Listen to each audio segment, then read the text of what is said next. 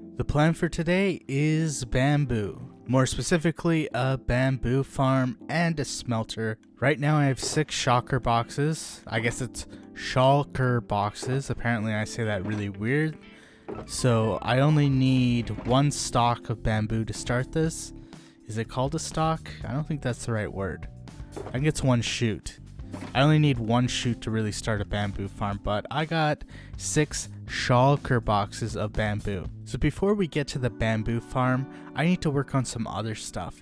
I think I have most of the stuff that I need for the farm and the smelter, but I still need some gold. So I keep running out of gold, so I might as well head to the gold farm and try to AFK for 2 hours to be able to get enough gold for the bamboo farm for the powered rails.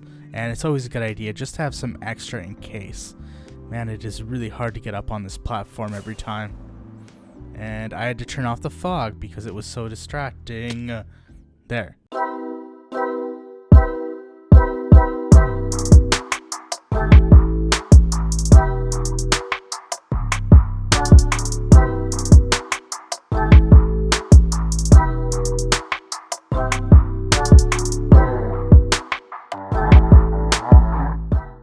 So I did 1 hour of AFK, and let's check out how much stuff I got.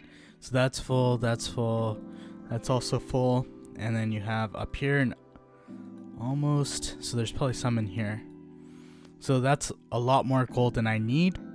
So now the tricky part, I gotta find a spot to actually put the bamboo farm into and also put the smelter into my base.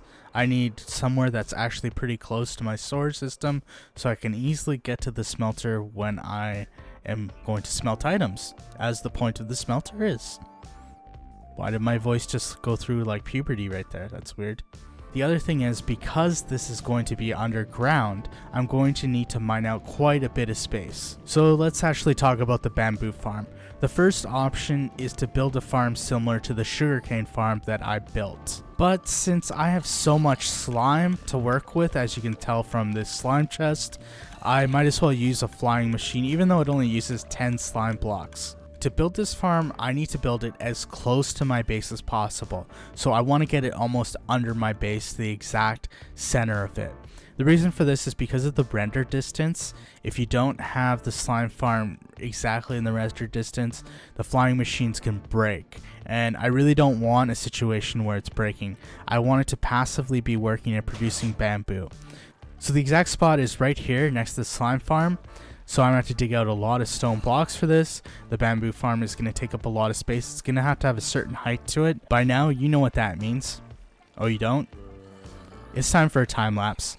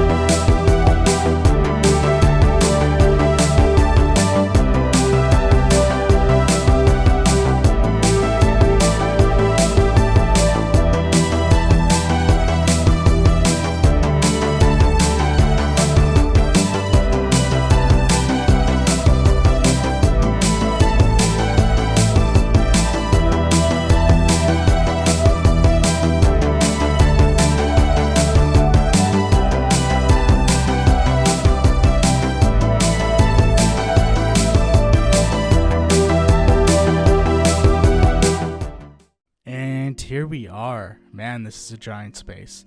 But this should be enough for the bamboo farm. I think I went a little bigger. So after digging out that giant area, I gotta do one of my favorite things, which is build a giant tower of coal ore and then mine it with my fortune pickaxe. So I've hit the height limit, so now let's take out the fortune pickaxe and see how much XP I can get. 7 stacks just from the first one. Let's do it again. It's not as impressive this time. Man, it looks cool from up here. So let's see if I can restore my silk touch pickaxe. Probably not. It is crazy how much you get just from a fortune pickaxe. It's going to be pretty fun with 1.17 because then you'll also be able to use the fortune pickaxe on iron, copper, and gold also. So that's going to be fun. So it took me a bit of time, but I finally gathered all the resources for the bamboo farm. You can see I need 20 hopper minecarts here. I need a lot of rails, a lot of powered rails, a lot of bamboo and water buckets. And then I have building blocks, and then slime blocks, observers, and redstone repeaters. And now that I got everything here, you know what time it is? It's time to build that bamboo farm.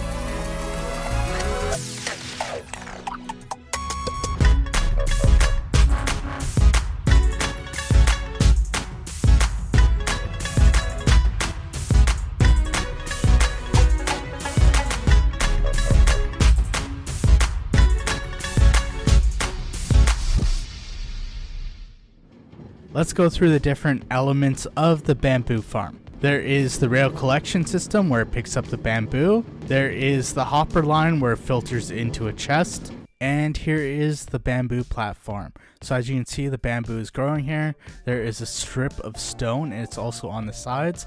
This is so that if the bamboo gets shot over here, it'll actually filter over to here where it'll be picked up by the rails. Another thing is I had to add a structure around the bamboo, add glowstone and glass so that there would be enough light for the bamboo to grow, because it is underground and it won't get any light otherwise. And you can see the flying machines working right there. It's pretty straightforward. There's an observer here. It sends a signal that will fire the piston. There's another sticky piston on the other side. So basically it works by pushing and pulling the flying machine. And you can tell it's coming towards me. There's glass at the end so it won't get stuck on the wall. And each piston can push about, oh no, I'm gonna get trapped. And it's, okay, I got out. And each piston can push about, I think, 10 blocks. So that should be good enough. How this works up here is that the observers, they will detect when these bamboo reach there. And then when they hit there, they send a redstone signal through the repeater, down here through the redstone dust, the redstone lamp, and here's the observer, so it fires the flying machine as soon as the bamboo hits there. So here's the other side. When the flying machine flies from there, it comes over here. Here's an observer, there's an obsidian block there. There is the repeater and a redstone torch underneath. So basically how this works, I'll give you a quick example. When the flying machine goes here, it will basically send an update here, and you'll see this repeater will go on. So there, and then as soon as that repeater turns on, there's an observer that faces it, and it will send it all the way back over there. And that is the bamboo farm. It produces a crazy amount of bamboo. The other thing is I set up another circuit over here, so the bamboo goes into here and into the cactus farm. So it going into the cactus farm basically feeds into my storage system. Now the tricky part is going to be finding a spot for the smelter. I could put the smelter in this weird alcove that's a long room on the second level of my base. I could put it on this side with all the furnaces and my enchanting area. I could put it in this weird area I have behind my storage system where my circuits are. It is a giant mob spawning area right now. So you're probably saying, hey Raj, yeah, we get it, you have a lot of room in your base. And I would say, oh yes I do. Originally I was going to plan on putting it here, but the problem was that my melon and pumpkin farm is down here, so I can't do it here. So the obvious place to put the smelter is right here. So I've been working on this a bit, clearing out some space for some rooms, and there is a lot of space under this staircase. So I think this would be a good spot. So one thing I should mention is there was one of the item sorters was not connected to any chest. So basically I was able to use this item sorter to basically filter out the bamboo. It's time for a time lapse.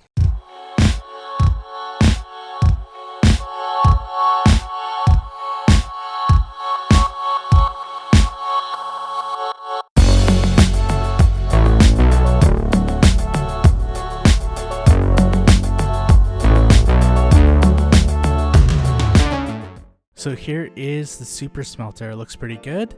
So now I actually had to test it out and see how it works. Now, hopefully, if this works properly, there should be bamboo in these furnaces. Yes, there is. So basically, this is an input chest. So I have some stuff in here. So there is iron, and gold. And hopefully, you should start to see these light up. You can see that they're lighting up as you go. Does this have anything in it yet? I think the bamboo's still filtering in. And there is a fuel chest back here, right there. But it just has bamboo going into it right now.